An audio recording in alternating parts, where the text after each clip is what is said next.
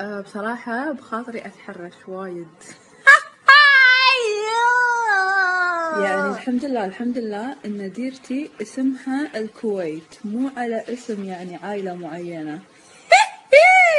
تخيلوا اسم دولة الكويت تصير على اسم الأسرة الحاكمة وعلى عيني وراسي. يعني فرضا الحين أنا بسافر أي دولة من الدول، بدل لا أقول لهم أنا كويتية، لا أقول لهم أنا والله من الدولة الصباحية.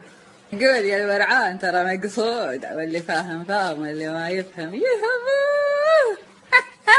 أقول مالت عليكم، ما تطلعون قوتكم إلا على المرأة المستضعفة. لو أنت رجال هالمنة العلوم أجل تمشي وتبطش بالدول وتقول أنا دولتي على اسم الأسرة الحاكمة. أنا ماني بصاحي.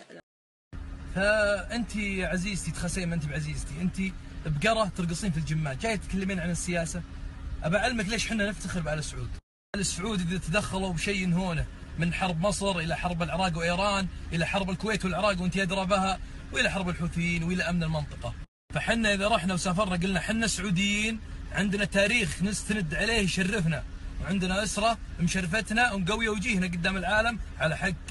لبست لي برقع، رقصك ذا اللي ترقصينه في الديره عندنا ما يصير، سجن ثاني يوم عند آل سعود. احنا نبغى هالبرقع وهالديوسه اللي ما هي على مره. قلعي. انت شايفه وجهك، انت ظهورك الاعلامي المفروض ما يكون بالشكل هذا، المفروض مثل هذاك اللي يقيم الاكل 8.5 من 10 وهو اشرف منك بعد ذا البزر بعد. قيمي اكل انت دبه.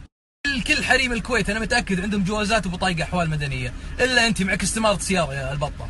انت اذا مرضت يشيلونك بسطحه، حتى اسعاف ما يرسلون لك يا الدبه.